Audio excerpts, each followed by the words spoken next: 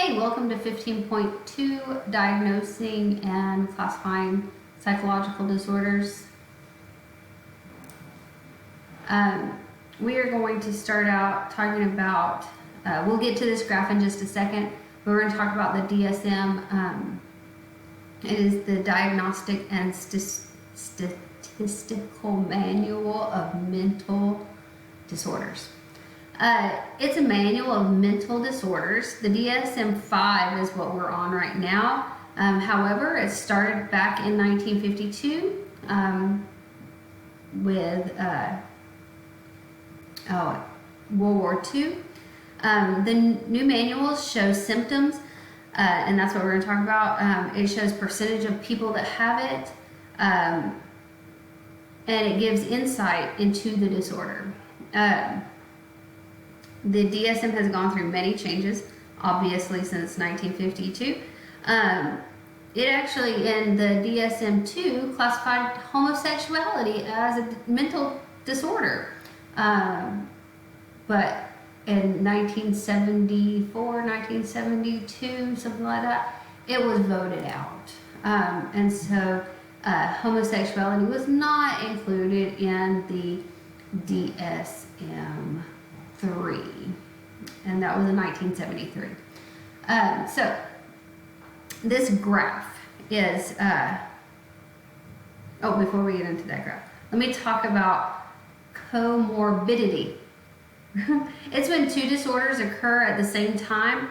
And so in our book, it gives us the example of OCD and major depression.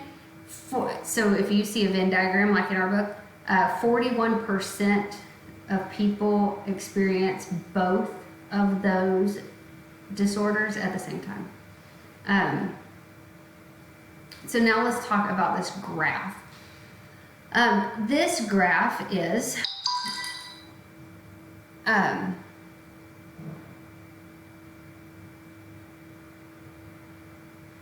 what is this graph? It shows a breakdown of psychological disorders, and that's what you see at the bottom. And it is broken down by the total in purple, females in red, and males in green. And it's all adults. And you can just see, this is in America, how many people have the disorder. Those are here, like I said. And obviously, major depressive disorder is leading the way. Second to alcohol abuse. I'm kind of interested in the comorbidity of major depressive disorder and alcohol abuse.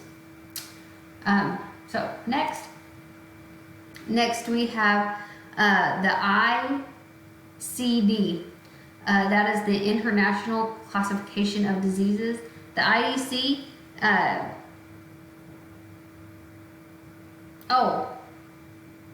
Before we do that, let me go back to this. The DSM, it has, people were talking about inflation of the statistics because of, if you've lost your child, it causes great depression. Well, if they take a survey of you after you've lost your child, well, yeah, you're depressed. Well, that adds to their statistics. So they have a bereavement exclusion, and so they've removed major depression due to death. Okay, sorry. Back to the ICD. The ICD is the International Classification of Diseases. It is put out by the WHO, or better known as the World Health Organization. Y'all, I've never even heard of the WHO. I mean, other than the band, until Corona came around. And now I can't turn on the news without hearing about the WHO. Sorry, back to the matter at hand. Anyways, so the ICD also monitors the prevalence of diseases and other world health problems. Now I know why I hear about the WHO all the time. Continue. In closing for 15.2, it does say at the end of it, I'll just read you what I wrote. This is my words. Everyone experiences sadness, depression, anxiety, and many other feelings we have learned about. However, to classify them as a disorder, it is to feel them to the extremes. Like I was talking about Howie Mandel, he can live life with his phobia. However, somebody that suffers from, what was the one where you're stuck in your house? Agoraphobia. That takes over your life. That is an extreme that you can't get over. So we have all had anxiety so badly that we just didn't want to go to that party or to that restaurant or wherever. Or we have had fear of doing something and then we do it anyways. Everybody experiences that. That's not a disorder. That is everyday life. Now, if you do suffer from one of these disorders, or if you know someone that does, it's okay. We must be compassionate and empathetic towards everyone. In our book, it talks about we don't go around going, oh yeah, look at that schizophrenic. We don't do that. My daughter has autism. I don't refer to her as the kid, the autistic kid. I just don't. And nobody else better either.